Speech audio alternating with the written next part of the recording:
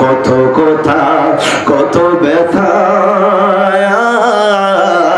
হৃদয়েতে আছে ঘাতগো আমি কইব কথা হৃদয় খোলে কইব কথা হৃদয় খোলে যদি পাই গো নিরালাই দরদি দরদি আমার দয়াল বিনে মনের বেদন দয়াল বিনে মনের বেদন কে বুঝিবে এই ধরায় দরদি الصلاة والسلام عليك يا رسول الله الصلاة والسلام عليك يا حبيب الله الصلاة والسلام عليك يا شفيع المذنبين الصلاة والسلام عليك يا رحمة للعالمين أعوذ بالله من সবাই জবান খুলে খুলে বিতাড়িত শয়তান থেকে মহান আল্লাহর কাছে আশ্রয় প্রার্থনা করেন কণ্ঠের সাথে কণ্ঠ মিলিয়ে সবাই পড়ুন আউযু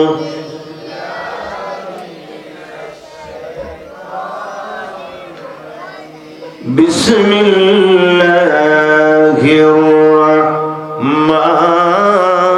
রাহমানির রহিম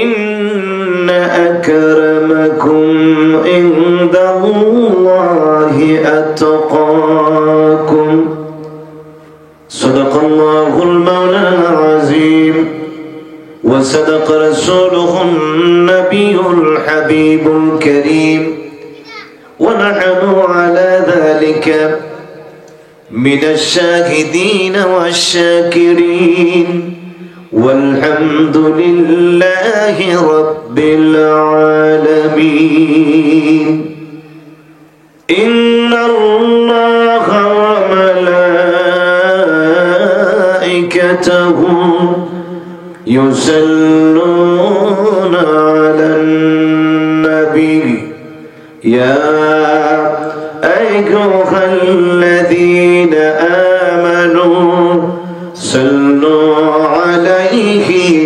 وسلموا تسليما اللهم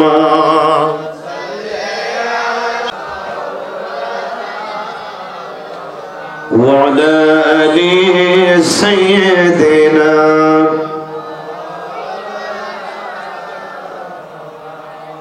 সবাই ভক্তি ভরে উচ্চ কণ্ঠে আল্লাহর হাবিবের উপর দুরূদ শরীফ পড়ুন। আমরা এমন এক নবীজির উপর দুরূদ পড়তে যাচ্ছি যার উপর দুরূদ শরীফ পড়লে সাথে সাথে গুনাহ মাফ হয়ে যায়। আপনারা আমার সাথে সবাই বলুন তো দেখি আমাদের সকলের গুনাহ আছে কি নাই? কে বলেন গুনাহ আছে কি নাই? গুনাহ নাই কার কার একটু হাত তুলেন তো দেখি। সবার গুনাহ আছে মাশাআল্লাহ। জুস খুশ ঠিক আছে, মাঝে মাঝে কোনো কোনো জায়গায় জুস থাকে হুশ থাকে না, হাত উঠাই ফেলে। আমি কই যেখানে গুনাহগার নাই সেখানে ওয়াজ করার দরকার। নেককারদের কাছে ওয়াজ করার তো কোনো প্রয়োজন নাই, সবাই নেককার। যারা নেককার, যাদের গুনাহ নাই তাদের কোনো চিন্তাও। আজকে আমরা যারা মাহফিলে বসেছি আমাদের গুনাহ আছে কি নাই? আওয়াজ তুলে বলুন গুনাহ আছে কি নাই?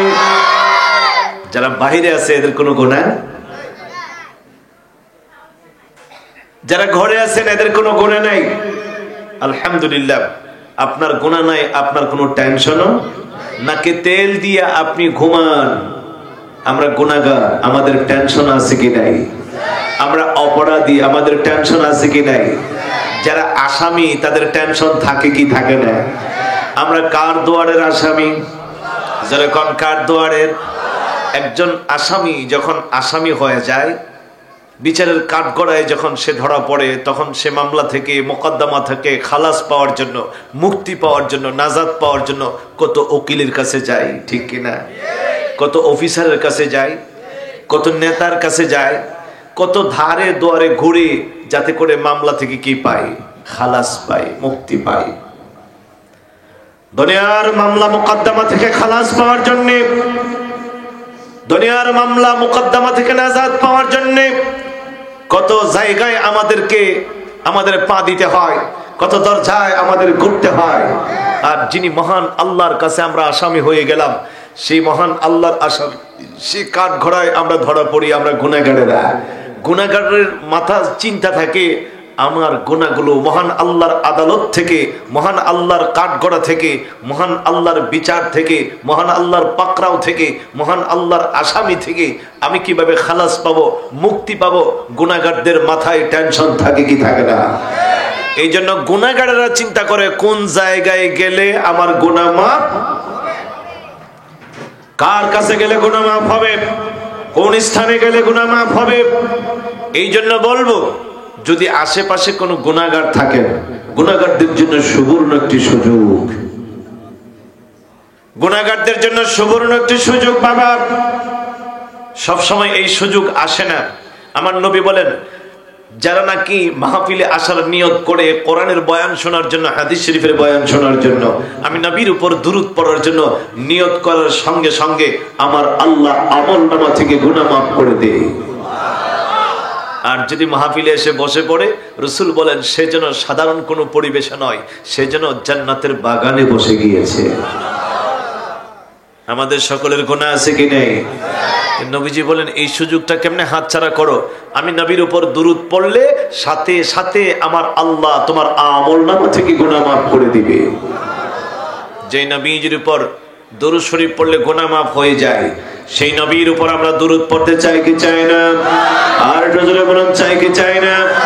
যে নবীজির উপর দুরূদ পড়লে রহমত নাজিল হয়, যে নবীজির উপর দুরূদ পড়লে মুসিবত দূর হয়, যে নবীজির উপর দুরূদ পড়লে মাকসুদ পূর্ণ হয়, যে নবীজির উপর দুরূদ পড়লে আমার আল্লাহ বলেন, হে হাবিব মান সাল্লা আলাইকা সাল্লাইতু আলাইহি, নবী গো আমি আল্লাহ আপনার উম্মতের জন্য একটা খুশখবর দিলাম, একটা শুভ সংবাদ দিলাম। যদি আপনার উম্মত আপনি নবীর উপর দুরূদ পড়ে আর আমি আল্লাহ তার উপর দুরূদ পড়ব। নবী মান সাল্লা আলাইকা সাল্লাইতু আলাইহি, আপনার উপর যদি কোনো উম্মত দুরূদ পড়ে আমি আল্লাহ আপনার ওই উম্মতের উপর দুরূদ পড়ব। সুবহানাল্লাহ বলুন। যেই নবীর উপর দুরূদ পড়লে আল্লাহ দুরূদ পড়েন, সেই নবীর উপর আমরা দুরূদ পড়তে চাই কি চাই না? নবীজি বলেন শুধু তাই নয়, মান সাল্লা আলাইয়া সালাওয়াতান ওয়াহিদা, একবার তুমি পড়বে আর আমার আল্লাহ তোমার উপর 10 বার পড়বে। তুমি নবীর নাম নিবে একবার, নবীর নাম নিবে কয়বার? আর আল্লাহ তোমার নাম নিবে কয়বার? তুমি নবীর জিকির করবে একবার আর আমার আল্লাহ তোমার জিকির করবে 10 বার। তুমি দুরূদ পড়বে একবার আর আমার আল্লাহ তোমার উপর দুরূদ পড়বে 10 বার। শুধু তাই নয়, নবীজি বলেন আমি আমার উম্মতকে আরেকটা গ্যারান্টি দিই, উম্মত তুমি যদি আমার উপর দুরূদ পড়ো, আমি রাসূল হাসরের দিন তোকে সুপারিশ করে জান্নাতের ব্যবস্থা করব। সুতরাং নবীজির সুপারিশ আমাদের প্রয়োজন আছে কি নাই? নবীজির সুপারিশ আমাদের দরকার আছে কি নাই? এই জন্য বলবো, রোডে ঘাটে আশেপাশে দোকানপাটে যারা বসে আছেন, যদি আপনাকে আপনি গুনাহগার মনে করেন, বাবা নেককারদের আমি কষ্ট দিব না। যারা নেককার, যারা বুজুর্গ, যারা আল্লাহওয়ালা, যাদের ইবাদত বন্দেগীর কোনো অভাব নাই, তাদেরকে বলবো বাবা আপনি কষ্ট করার দরকার নাই। আপনাকে ডেকে এনে মাহফিলে বসাই আপনাকে কষ্ট দেওয়ার মানে কি বিয়াদবি? সুতরাং আপনি বসে থাকেন, আপনি আরাম করেন। নেককার যারা নয়, গুনাহগার যারা আছেন তাদেরকে বলবো আর ঘরে নয়, আর রোডে নয়, আর বাড়িতে নয়, আর বিছানায় নয়, আসুন মাহফিলে বসে পড়ি। মাহফিলে বসে আমার নবীর উপর দুরূদ পড়ি। খুশি হবেন কে? গুনাহ মাফ করবেন কে? রহমত নাজিল করবেন কে? তাই মহব্বতের আওয়াজে সবাই পড়ুন আল্লাহুম্মা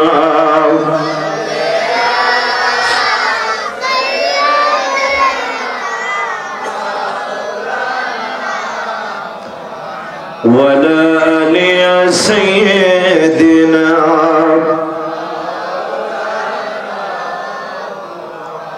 প্যারা নবী নূরের ছবি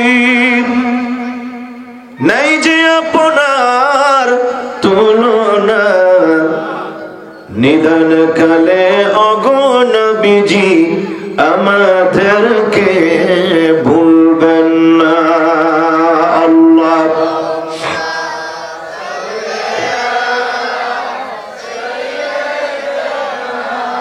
মাওলানা মুহাম্মদ ওয়া আলা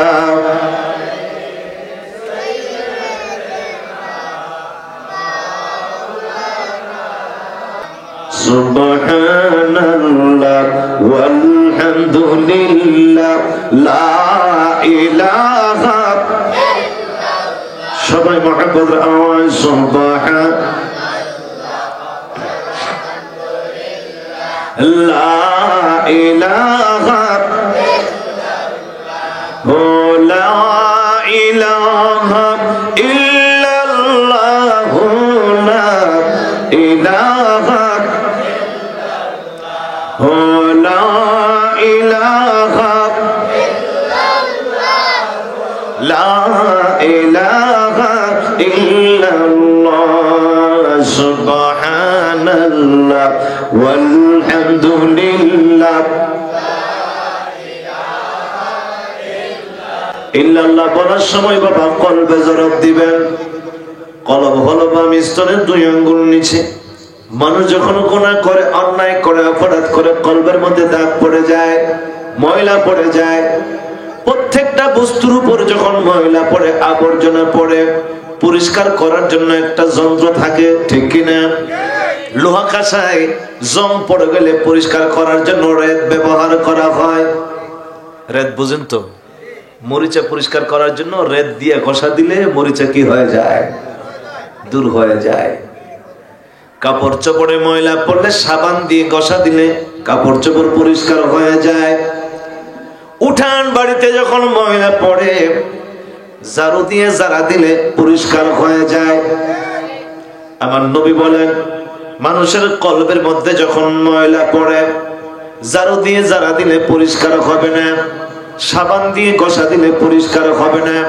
সোডা দিয়ে কাঁচা দিলেও পরিষ্কার হবে না পানি দিয়ে দৌত করলেও পরিষ্কার হবে না রেত দিয়ে ঘষা দিলেও পরিষ্কার হবে না এই কলবটা পরিষ্কার করার জন্য একটা যন্ত্র আছে ওই যন্ত্রের নাম হলো জিকিরুল্লাহ কার জিকির জোরে বলুন কার জিকির প্রত্যেকটা মুমিন নরনারীর আল্লাহর জিকির করা ফরজ আল্লাহর জিকির করা কি ফরজ ও বাবা এখন জিকিরটা কি বুঝতে হবে জিকির শব্দের অর্থ হচ্ছে স্মরণ করা জিকির শব্দের অর্থ কি স্মরণ দুই অর্থে হয় একটা হলো লফজে স্মরণ আরেকটা হলো কলবে স্মরণ লফজে স্মরণ হলো আল্লাহ আল্লাহ আল্লাহ আল্লাহ আল্লাহর নামের জিকির আর কলবে স্মরণ হলো দিলে দিলে আমার আল্লাহকে স্মরণ করা লফজের জিকির থাকুক আর না থাকুক প্রত্যেকটা মুমিনের অন্তরে আমার আল্লাহর স্মরণ থাকতে হবে ওই জিকিরটাকেই বলা হয়েছে ফরজ দিলটা যদি তুমি আল্লাহর নাম দিয়ে সাজাইতে পারো কলবটা যদি তুমি আল্লাহর নাম দিয়ে সাজাইতে পারো ওই কলবের শয়তান বাসা বাঁধতে পারে না ওই কলবের শয়তান ঢুকতে পারে না ওই কলবটা আল্লাহওয়ালা হয়ে যায় ওই মানুষটার দিল যদি সাদা হয় ওই মানুষটার চেহারা কালো হইলেও তার কর্ম ভালো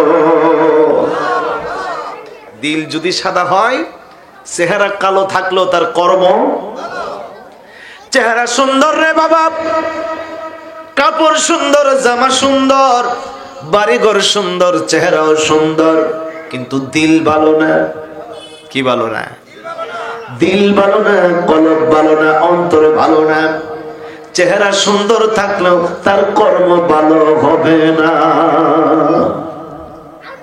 তার দ্বারা সুদ ঘুষ মদ জুয়া জানা বেবিচার যত অপকর্ম আছে তার দ্বারা চলবে। কেন?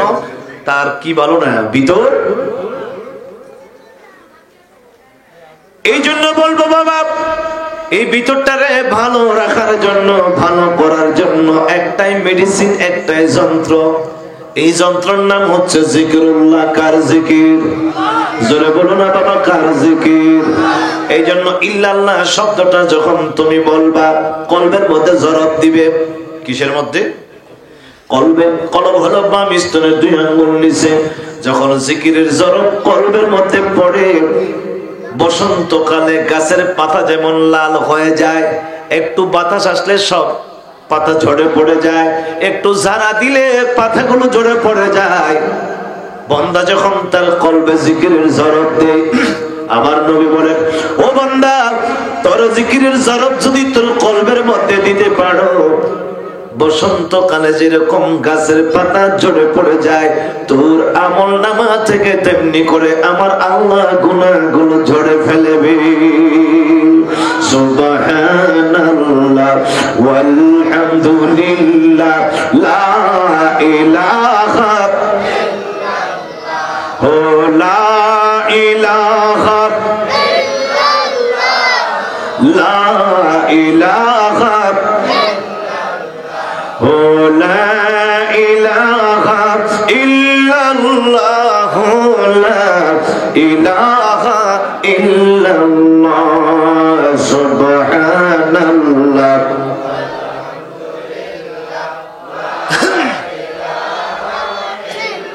لا مقصود إلا الله لا مقصود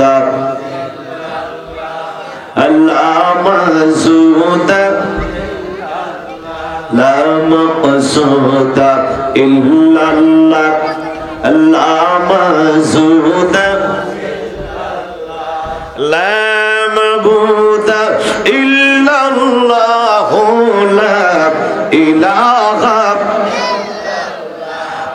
لا معبود إلا الله لا إله لا سبحان الله والحمد لله لا إله إلا الله محمد رسول الله সবাই পড়ুন সাল্লাল্লাহু আলাইহি ওয়াসাল্লাম اللهم صل وسلم وبارك على سيدنا محمد وبارك عليه معزز مكرم محترم আজকের চক রাজেন্দ্রপুর নূরিয়া খানকা শরীফ প্রাঙ্গণে মুর্শিদ বরহক পীর তরিকত रहनुमाए शरीयत हादिए दीन व मिल्लत शाह सफ़ी अलहाज मौलाना नूरुल इस्लाम साहिब क़िबला रहमतुल्लाहि अलैहि आदेश क्रमे 39तम वार्षिक इसाले सवाब महफिलेर मुअज़्ज़ज़ मुकर्रम मुहतरम सदर जलसा उपस्थित हज़रत उलमाए किराम मुरब्बिन आज़म আমার যুবক ভাইরা বিভিন্ন মসজিদের ইমাম মুয়াজ্জিন মুক্তাদি ভাইরা স্কুল কলেজ মাদ্রাসা ইউনিভার্সিটির পড়ুয়া শিক্ষার্থী ভাইরা কৃষক শ্রমিক মেহনতি ভাইরা চাকরিজীবী ব্যবসায়ী ভাইরা কুচি কাঁচা ছোট্ট ছোট্ট আমার সোনামানিকের দলেরা পর্দানিসীন অবলা সরলা মা ও বোনেরা সবাইকে আমি আমার অন্তঃস্থল থেকে মোবারকবাদ জানিয়ে আপনাদেরকে সালাম প্রদান করি। মহব্বতের সুরে সবাই সালামের জবাব দিবেন। আসসালামু আলাইকুম ওয়া রাহমাতুল্লাহি ওয়া বারাকাতুহু। আমরা সবাই বলি আলহামদুলিল্লাহ। আওয়াজটার একটু উচ্চ হলে আমার আল্লাহ কি খুশি হবেন না বেজার হবেন? কে বলেন খুশি হবেন না বেজার হবেন? আল্লাহ খুশি হলে আমাদের লাভ হবে না লোকসান হবে?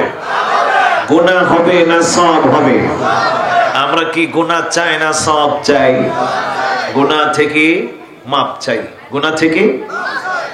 আমাদের ভাগ্য ভালো, কপাল ভালো, দ্বীনি মাহফিল, কোরআনের মাহফিল, হাদিস শরীফের মাহফিল, উলামায়ে কিরামদের মাহফিল। নবীজি বলছেন পৃথিবীর জমিনে জান্নাতের টুকরা, আর এই জান্নাতের টুকরাতে যারা বসবে আসার সঙ্গে সঙ্গে আমার আল্লাহ গুনাহগুলো মাফ করে দিবে। এমন একটি মাহফিলে আসাতে বসাতে আমরা কি খুশি না বেজার? কে বলেন খুশি না বেজার? আল্লাহ পাক কবুল করুক, বলুন আমিন। অসংখ্য অগণিত তারিফ করি আমরা সেই নবী দুজাহান, যার তারিফ, যার গুণ কীর্তন, যার প্রশংসা সর্বক্ষণ সর্ব অবস্থায় যিনি করেন তিনি হলেন আল্লাহ। নবীজির প্রশংসা করেন কে? নবীকে ইজ্জত দিয়েছেন কে? সম্মান দিয়েছেন কে? দুনিয়ার কোন মানুষ নবীর প্রশংসা করুক আর না করুক, আমার নবীর প্রশংসা করেন কে? জোরে বলুন, নবীর প্রশংসা করেন কে? সাহেবুল কোরআন করেছেন কে? সাহেবুল নারাজ করেছেন কে? সাহেবে লাউলাক করেছেন কে? যাকে এত ইজ্জত দিয়েছেন আল্লাহ, তিনি তো হলেন মুহাম্মাদুর। যার প্রশংসা করে আল্লাহ তিনি হলেন মুহাম্মাদুর বাদাস খোদা। বুজুর্গ তুই কিসসা মুখতাসার, আল্লাহর পরে যার আসর, আল্লাহর পরে যার মর্যাদা, তিনি আপনার নবী, আমার নবী, দুনিয়া ও আখিরাতের বাদশা নবী, নবীদের নবী, সাইয়্যিদুল আম্বিয়া, ইমামুল মুরসালিন, খাতামুন নবীন, শফিউল মুজতাবিন, রাহাতুল আশিকিন, সিরাজুল মুনির, শামসুদ দুহা, বদরুদ দুজা, আফতাবে নবুয়ত, শাহনশাহ রিসালাত, রাসূল আকরাম, নূরে মুজাসসাম মুহাম্মদুর রাসূলুল্লাহ সাল্লাল্লাহু তাআলা আলাইহি ওয়াসাল্লাম কে আল্লাহ তাবারক ওয়া তাআলা আমাদের জন্য রাসূল করেছেন। আর সেই শ্রেষ্ঠতম নবীর উম্মত হওয়ার সুযোগ আল্লাহ পাক আমাদেরকে দান করেছেন। এইজন্য নবীজির তারিফ করে মহান আল্লাহর শুকর আদায় করে আমরা আরেকবার সবাই বলি আলহামদুলিল্লাহ।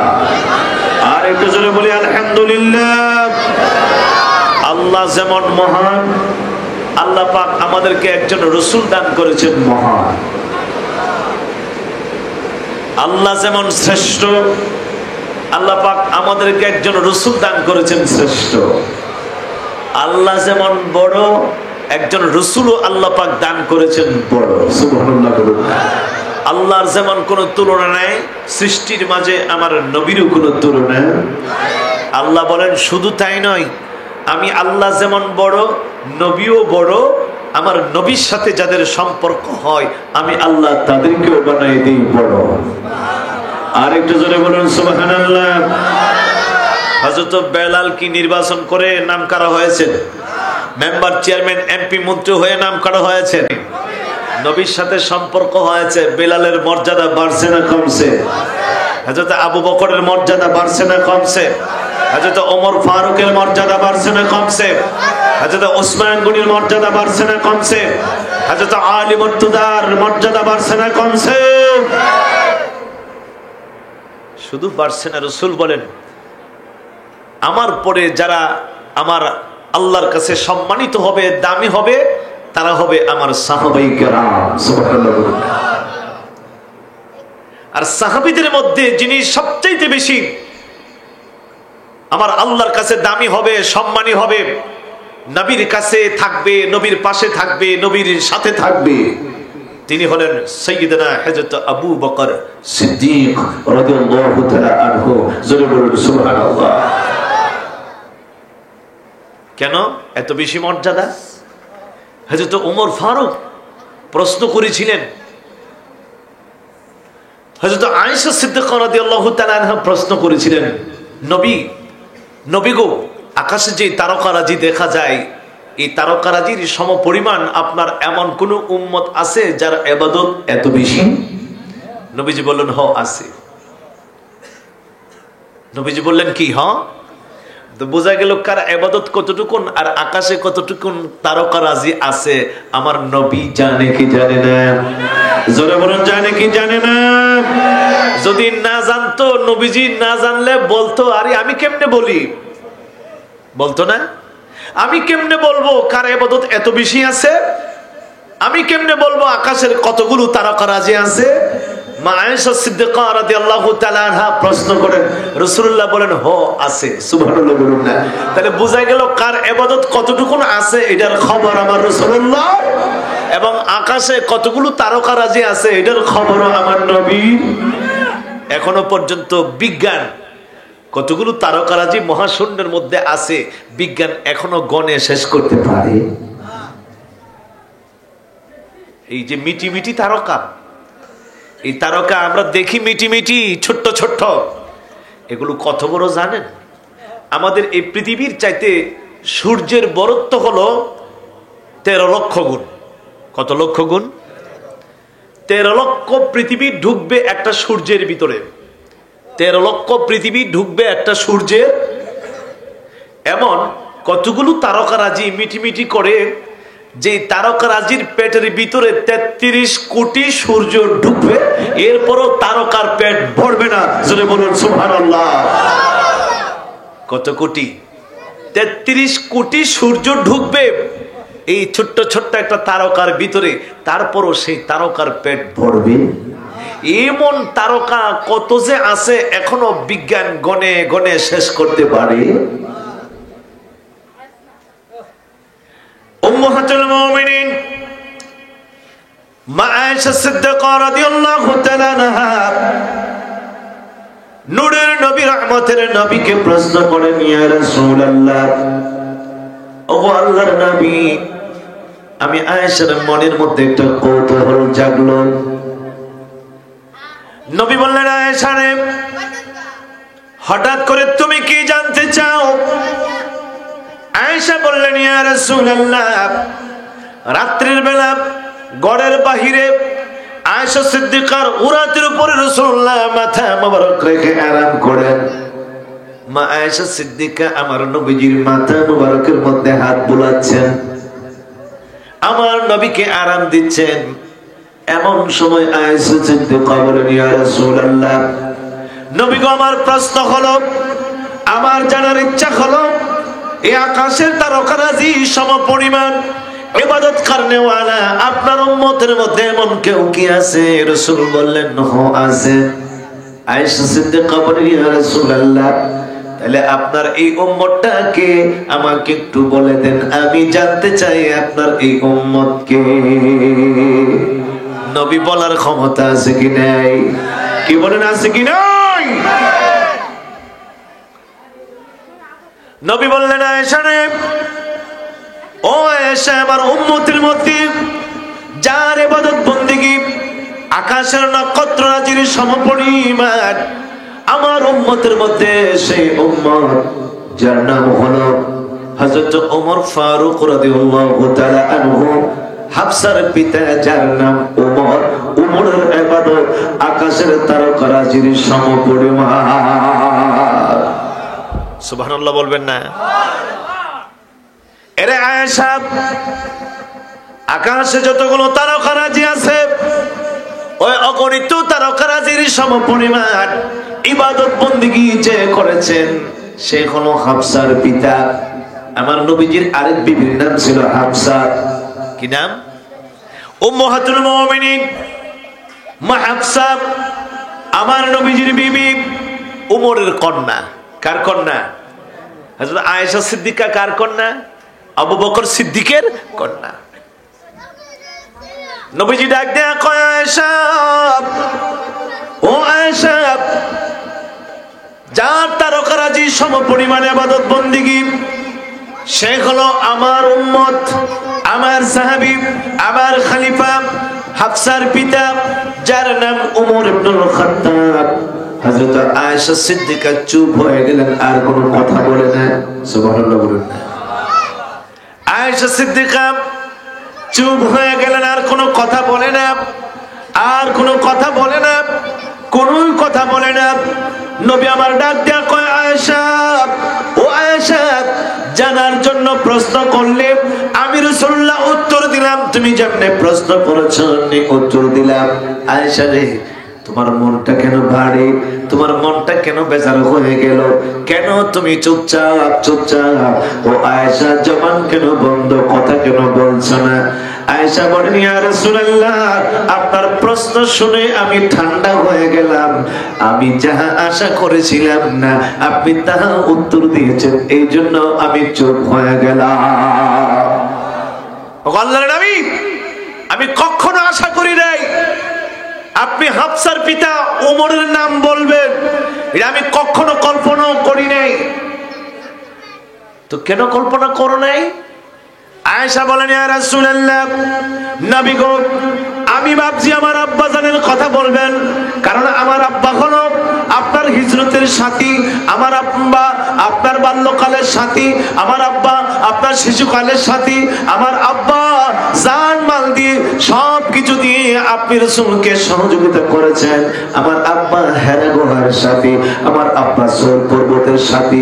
নবী গো, সর্বপ্রথম যিনি আপনাকে নবী হিসাবে গ্রহণ করেছেন, কলেমা পড়ে যিনি মুসলমান হয়েছেন, তিনি হলো আমার আব্বা আবু বকর। আমি আয়েশা মনে করেছিলাম আপনি রাসূল বোধহয় আমার আব্বা জানের কথা বলবেন, আপনি আমার আব্বার কথা না বলে উমরের কথা বলেছেন, এই জন্য আমার মনটা খারাপ হয়ে গিয়েছে। নবী গো, তাহলে বোঝা গেল আমার আব্বার চাইতে শ্রেষ্ঠ উমর। আমার নবী মুস্কি মুস্কি হাসি দিয়ে সুবহানাল্লাহ বলুন না, সুবহানাল্লাহ। ও আয়েশা, এই জন্য তোমার মনটা খারাপ হয়ে গেল?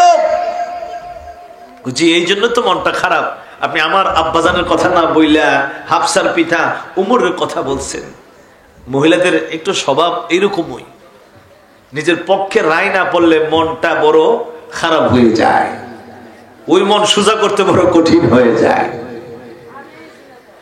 আমার নবী আয়েশাকে ডাক দিয়ে কয়, আয়েশা, ও আয়েশা, আয়েশা রে, এই জন্য তোমার মনটা খারাপ করে ফেলেছ আয়েশা, তুমি তোমার আব্বাজানের কথা শোনো। তামাম দুনিয়ার আমার সমস্ত উম্মত, শুরু থেকে শেষ পর্যন্ত কিয়ামত পর্যন্ত যত উম্মত আসবে আর যত উম্মত বিদায় নিয়েছেন, সমস্ত উম্মতের ইবাদত গুলো যদি এক পাল্লার মধ্যে করে দেওয়া হয় আর তোমার আব্বাজানকে যদি এক পাল্লার মধ্যে রেখে দেওয়া হয়, তারপরও তোমার আব্বাজানের সমান হবে না।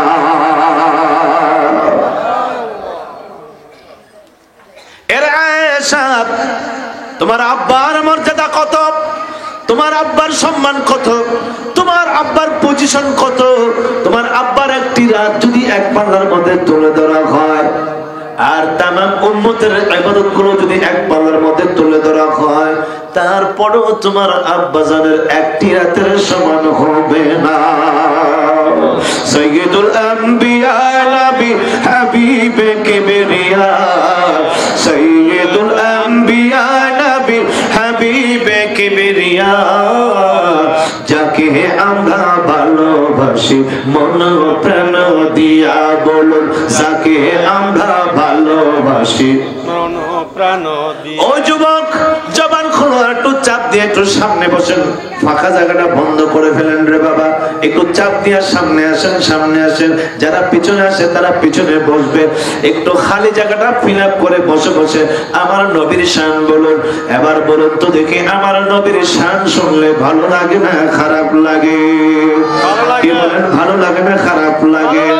আমার নবীর শান আমরা বলতে চাই কি চাই না? শুনে বলুন, চাই কি চাই না? আমার আল্লাহ বলেন, ও আমার বান্দারা, তোমরা যদি বলো আমার নবীর শান, আমি আল্লাহ তোমাদের বাড়াই দিব মান। সুবহানাল্লাহ বলুন। তোমরা বলবে আমার নবীর শান, আর আমি আল্লাহ বাড়াই দিব তোদের মান। এই জন্য বলবো যুবক, ও যুবক, সিনেমার গানগুলো ছেড়ে দিও, প্রেমিক প্রেমিকার গানগুলো ছেড়ে দিও, বন্ধু বান্ধবীর গানগুলো ছেড়ে দিও, রুনা লাইলার গান ছেড়ে দিও, এন্দ্র কিশোরের গান ছেড়ে দিও, জেমসের গানগুলো ছেড়ে দিও। কবিতা কবিতার গান গায়ে দিলটারে নষ্ট করিও না, দিলটারে নষ্ট করিও না। যদি গাইতে হয় রে আমার নবীর শান, বলবে তোমার ভাঙ্গা করে একদিন আমার নবীর জিয়ারত নসিব হয়ে যাবে। নবীর শান আমরা বলতে চাই কি চাই না? সাইয়্যিদুল আম্বিয়া নবী হাবিবে কিবরিয়া, সাইয়্যিদুল আম্বিয়া নবী হাবিবে কিবরিয়া, যাকে আমরা ভালোবাসি মন প্রাণ দিয়া, বলুন যাকে আমরা ভালোবাসি মন সবাই সাইয়্যিদুল আম্বিয়া হাবিবে কিবরিয়া, সাইয়্যিদুল আম্বিয়া হাবিবে কিবরিয়া, যাকে আমরা ভালোবাসি মন প্রাণ দিয়া, বলুন যাকে আমরা ভালোবাসি মন প্রাণ দিয়া। নবী আমরা জানের জান, নবী প্রাণের প্রাণ, নবী বিনে আশিকের মন করে আনচান, বলুন নবী আমরা জানের জান, নবী প্রাণের প্রাণ, নবী বিনে আশিকের মন করে আশিকের বলে নবী নবী বলে, দিদার পাইতে আরজি জানাই কান্দিয়া কান্দিয়া, হায় হায় দিদার পাইতে আরজি জানাই কান্দিয়া কান্দিয়া। বাবা এই আশিকদের মনে রাজি শোনো রব্বানা, নবীর দিদার না করাইয়া মৌত দিও না, মৌত নিদান কালে নবীর দিদার পেলে, মৌত নিদান কালে নবীর দিদার পেলে, কবর হাসরের ভয় যাইবে দূর হইয়া, হায় হায় কবর হাসরের ভয়। সাইয়্যিদুল আম্বিয়া হাবিবে কিবরিয়া, সাইয়্যিদুল আম্বিয়া হাবিবে কিবরিয়া, যাকে আমরা ভালোবাসি মন প্রাণ দিয়া, হায় হায় যাকে আমরা ভালোবাসি মন প্রাণ দিয়া। বন্ধুগণ আমার, নবী আমার ডাক দেয়া কয় আয়েশা, ও আয়েশা তোমার আব্বার কি সম্মান, তোমার আব্বার কি ইজ্জত, তোমার আব্বার কি ক্লাস, তোমার আব্বার কি পজিশন। আয়েশা রে, তামাম পৃথিবীর আমার উম্মতের নেকগুলো যদি এক পাল্লার মধ্যে রেখে দেওয়া হয়, আর তোমার আব্বার একটি রাত যদি এক পাল্লার মধ্যে তুলে ধরা হয়, তারপরও তোমার আব্বার একটি রাতের ওজন বেশি হয়ে যাবে। এবার যদি প্রশ্ন করা হয়, আবু বকর, ও আবু বকর, এত মর্যাদা, এত সম্মান, এত ইজ্জত আপনি কিসের বিনিময়ে পাইলেন, কিসের দ্বারা পাইলেন? আল্লাহ তাবারক ওয়া তাআলা কোরআনুল কারীমে বলেছেন, মানুষের সম্মান, মানুষের মর্যাদা কিসের দ্বারা বাড়ে? কিসের দ্বারা মানুষের সম্মান বাড়ে? কিসের দ্বারা মানুষের ইজ্জত বাড়ে? টাকার দ্বারা সম্মান বাড়ে না, চেহারার দ্বারা সম্মান বাড়ে না, কাপড় চোপড়ের দ্বারা সম্মান বাড়ে না, গোষ্ঠী খ্যাতির দ্বারা সম্মান বাড়ে না, যশ খ্যাতির দ্বারা সম্মান বাড়ে না, শক্তির দ্বারা সম্মান বাড়ে না, নির্বাচন করলেও সম্মান বাড়ে না, নেতা হইলেও সম্মান বাড়ে না, এমপি হইলেও সম্মান বাড়ে না, মন্ত্রী হইলেও সম্মান বাড়ে না। কারণ দুনিয়ার এই সম্মানের মধ্যে একবার পরে ফুলের মালা, আরেকবার পরে জুতার মালা, ঠিক কিনা? দুনিয়ার এই সমস্ত সম্মান একবার তুমি উচ্চাসনে, আরেকবার পায়ের নিচে, ঠিক কিনা? কারণ এগুলো আল্লাহ প্রদত্ত সম্মান। আমার আল্লাহ বলেন, কিসের দ্বারা তোর সম্মান বাড়বে, কিসের দ্বারা তোর ইজ্জত বাড়বে, কিসের দ্বারা তোর পজিশন বাড়বে, কিসের দ্বারা আমি আল্লাহর কাছে তুমি নৈকট্য প্রাপ্ত হবে, আমি আল্লাহর কাছে কিসের দ্বারা তুমি দামি হবে? যেই মানুষটা দুনিয়ার মানুষের কাছে দামি, এটা দামি নয়। যেই মানুষটা আমার আল্লাহর কাছে দামি, এটাই হচ্ছে সবচেয়ে বড় দামি। দুনিয়ায় সম্মান কামানো যায় টাকার দ্বারা, যায় না? যত অপকর্ম করছেন, যত পাপ করছেন, চুরি ডাকাতি, খুন খারাপি, মাইরা ফিটটা, জোর জবরদস্তি করে জায়গা জমিন দখল করেছেন, এই জায়গা জমিন বুক কইরা শেষ পর্যন্ত চিন্তা করলেন একটা মসজিদ বানাইলাই। চুরি ডাকাতি, খুন খারাপি, জোর জবরদস্তি করে জায়গায় জমিন, টাকা পয়সা, সম্পদের মালিক হলেন। মক্কা শরীফ থেকে আয়েশা ঘোষণা দিলেন, মসজিদ বানায় দেব। মসজিদ বানাইলেন, সবাই মিলে আপনারে সভাপতি বানাই দিল। ইজ্জত বাড়ছে না কমছে? বাড়ছে। এই ইজ্জত দুনিয়াতে বাড়ছে, টাকার দ্বারা বাড়াইছো, পয়সার দ্বারা বাড়াইছো। মসজিদ বানাইয়া তুমি সর্দার হয়ে গেলা, মাতাব্বর হয়ে গেলা, সভাপতি হয়ে গেলা, কিন্তু তুমি আমার আল্লাহর কাছে দামি হইলা কিনা চিন্তা করলা না। দুনিয়ার মানুষ তোমাকে একবার সভাপতি বানাইলো, ইজ্জতওয়ালা বানাইলো, আরেকবার এই দুনিয়ার মানুষ তোমাকে জুতার তলায় ফালাইয়া দে। আছে কি নাই? কেন কেন? কারণ হলো আমার আল্লাহ তোমাকে যেভাবে সম্মানিত হওয়ার জন্য বলেছে, ওইভাবে যদি তুমি সম্মানিত না হও, যত টাকাওয়ালা হও, পয়সাওয়ালা হও, যত বড় সম্পদওয়ালা হও, বাড়ি গাড়িওয়ালা হও, যশ খ্যাতি তোমার থাকে, তুমি সম্মানী হবে না, সম্মানী হবে না। আমার আল্লাহ কোরআনুল কারীমে ইরশাদ করেছেন, সম্মানী হওয়ার জন্য তোমার কিসের প্রয়োজন? সবাই আমার সাথে পড়ুন, আউযু বিল্লাহ। সবাই জবান খুলে খুলে পড়ুন, আউযু বিল্লাহি মিনাশ বিসমিল্লাহির রাহমানির রাহিম। ইন্না আকরামাকুম ইনদাল্লাহি আতকাকুম।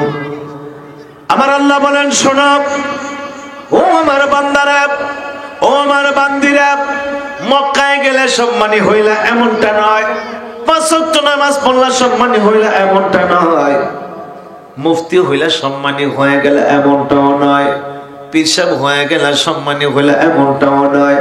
আমি আল্লাহ কারে সম্মান দিব, কাকে আমি ইজ্জতওয়ালা বানাবো? শোনো, ইন্না আকরামাকুম ইনদাল্লাহি আতকাকুম।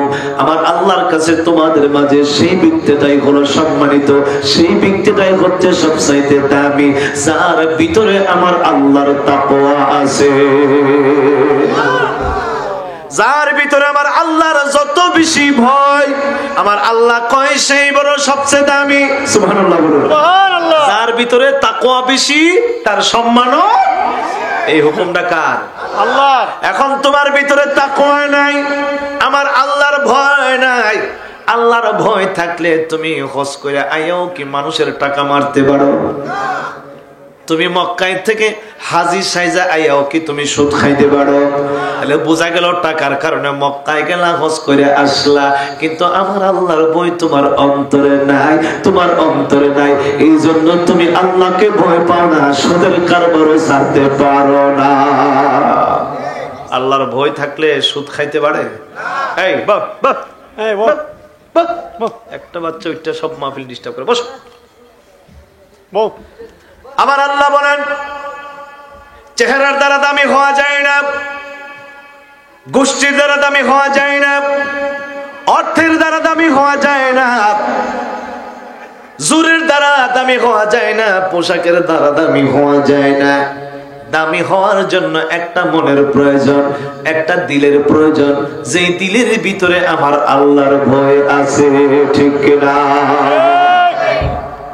সাহাবায়ে কেরামের মর্যাদা, হযরত বিলালের মর্যাদা, গোষ্ঠী নাই, জ্ঞাতি নাই, টাকা নাই, পয়সা নাই, চেহারাও নাই, জামা কাপড় নাই, কালো বিশ্রী বিশ্রী, এত কালো রে বাবা, দেখার মতো না। তার শরীরের মধ্যে সৌন্দর্যের কোনো মিল ছিল না, কুচকুচে কালো কালো কালো, অন্ধকারের মতো তার চেহারা। কিন্তু আমার আল্লাহ বলেন তার বদনটা কালো, শরীরটা কালো, কিন্তু দিলটা ছিল বড় ভালো। আমি আল্লাহ তাকওয়া দিয়া তার দিল সাজাইলো, এই জন্য আমি আল্লাহ তারে দামি বানায়া দিলাম। ও আবু বকর, আবু বকর আপনি কেমনে দামি হয়ে গেলেন? আবু বকর বলবে টাকার দ্বারা নয়, পয়সার দ্বারা নয়, অর্থের দ্বারা নয়, সম্পদের দ্বারা নয়। দুইটা জিনিস আমার মধ্যে ছিল, একটা ছিল আমার নবীর মহব্বত, আর একটা ছিল আমার নবীর সোহবত। আমার নবীর মহব্বতের দ্বারা, আমার নবীর সোহবতের দ্বারা আমি আমার জীবনটাকে সাজাইলাম। এই জন্য আমার আল্লাহ আবু বকরের মর্যাদা বেশি না কম দিয়েছে? আবু বকরের দাম বেশি না কম? নবীর সাথে সম্পর্ক হওয়ার কারণে তাকওয়া শিখছে, অন্তরে তাকওয়া ঢুকছে। কি যে তাকওয়া ছিল জানেন?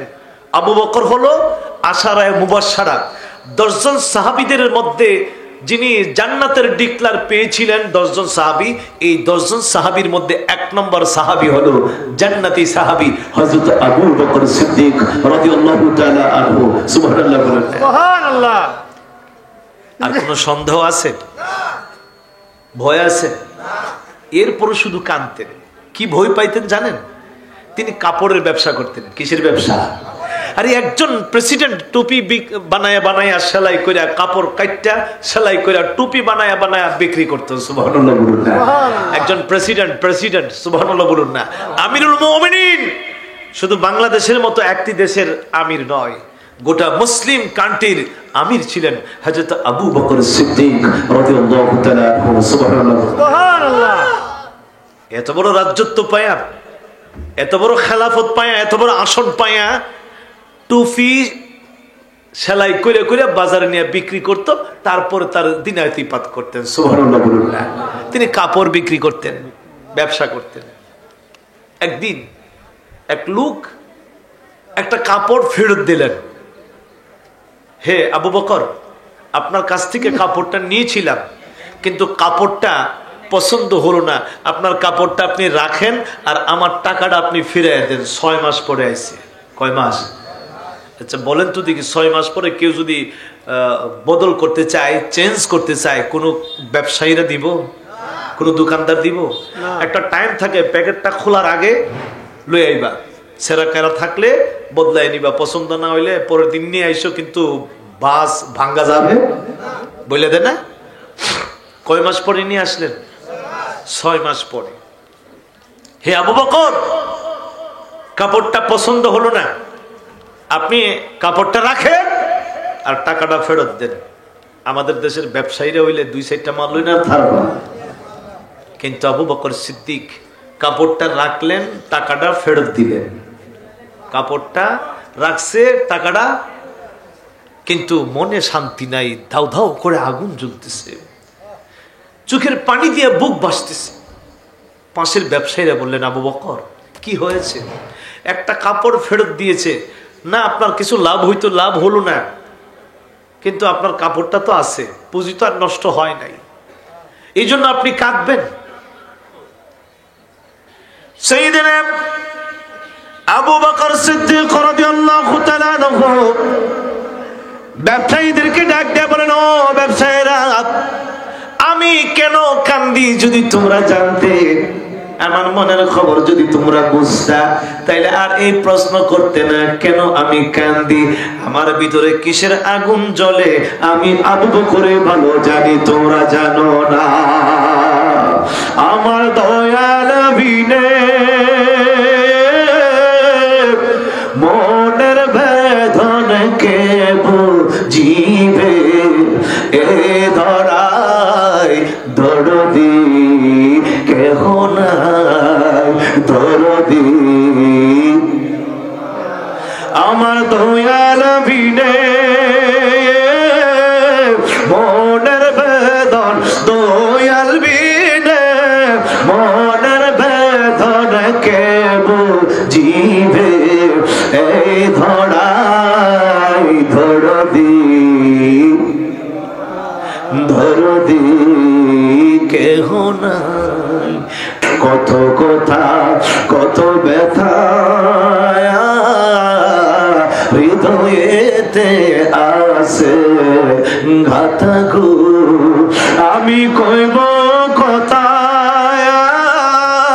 হৃদয় খোলে, কইব কথা হৃদয় খোলে, যদি পাই গো নিরালাই দরদি দরদি আমার দয়াল বিনে মনের বেদন, দয়াল বিনে মনের বেদন কে বুঝিবে, এই ধরায় দরদি দরদি সাইয়্যিদুনা আবু বকর সিদ্দিক চোখের পানি দিয়ে বুক ভাসায়। পাশের ব্যবসায়ীরা বলে, আবু বকর, ও আবু বকর, একটা সামান্য কারণে আপনি এরকম ভাবে কাঁদতেছেন, এত ব্যথা পাইলেন, এত কষ্ট পাইলেন। আবু বকর গো, তাতে কি হয়েছে?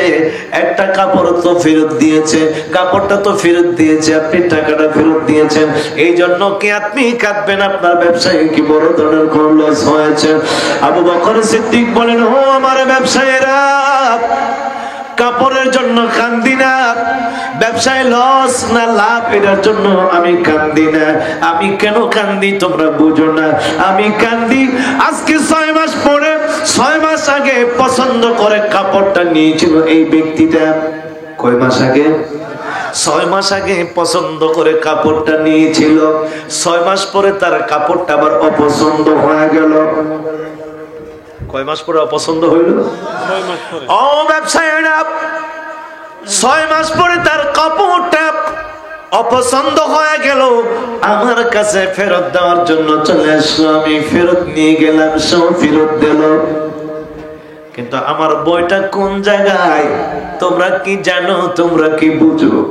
আমি আবু বকরের বই হইল, আমার আল্লাহ আমাকে পছন্দ করেছে, আমার আল্লাহ আমাকে কবুল করেছে, আমার দয়াল নবী আমাকে আশারায়ে মুবাশশারার অন্তর্ভুক্ত করেছে, জান্নাতের সার্টিফিকেট আমাকে দিয়েছে। আমার বড় ভয় হয় যদি 6 মাস পরে এক ব্যক্তির কাপড় অপছন্দ হইতে পারে, আমি মরণের আগে যদি আমার আমল আমার আল্লাহর কাছে অপছন্দ হয়ে যায়, আমি আবু বকরের কি করার আছে? বইটা কোন জায়গায় দেখছে? 6 মাস পরে যদি একটা কাপড় অপছন্দ হওয়ার কারণে ফেরত দিতে পারে, আমি আবু বকরের আমলগুলো যদি আমার আল্লাহর কাছে অপছন্দ হয়ে যায়, যে কোনো মুহূর্তে আমার আল্লাহ আমার আমলগুলো ফেরত দিতে পারে, আমি আবু বকরের কোনো জবাব থাকবে না। তাকওয়া কারে বলে? ভয় কাকে বলে?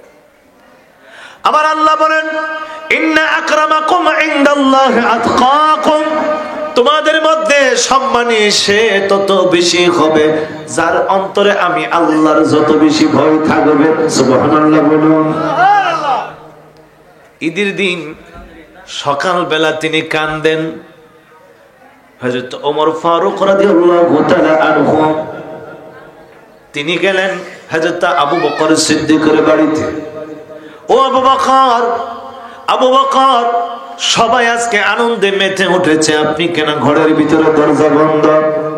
চোখের পানিগুলো ছাড়েন আর কাঁদেন, কথা বলেন না, হাসেন না, কার সাথে মিশেন না। সাইয়্যিদনা আবু বকর সিদ্দিক চোখের পানিগুলো ছেড়ে দিয়ে বলল, ওমর, ওমর, আজকে আনন্দের দিন, খুশির দিন, তুমি যেমন জানো আমিও জানি। আমার নবীজি বলছেন ঈদের দিন মুসলমানদের খুশির দিন। কিন্তু আবু বকর বলেন, ওমর রে, আমার বড় ভয় লাগে। কার জন্য খুশি? যাদের রোজা আল্লাহর দরবারে কবুল হয়েছে, যাদের নামাজ আল্লাহর দরবারে কবুল হয়েছে, যাদের দান সাদকা আল্লাহর দরবারে কবুল হয়েছে, তাদের জন্য আজকে ঈদের দিন, খুশির দিন। এরকম ওমরে, আমি তো এখনো জানতে পারলাম না আমার রোজা আল্লাহর দরবারে কবুল হয়েছে কিনা, আমার নামাজ কবুল হয়েছে কিনা, আমার দান সাদকা আল্লাহর দরবারে কবুল হয়েছে কিনা।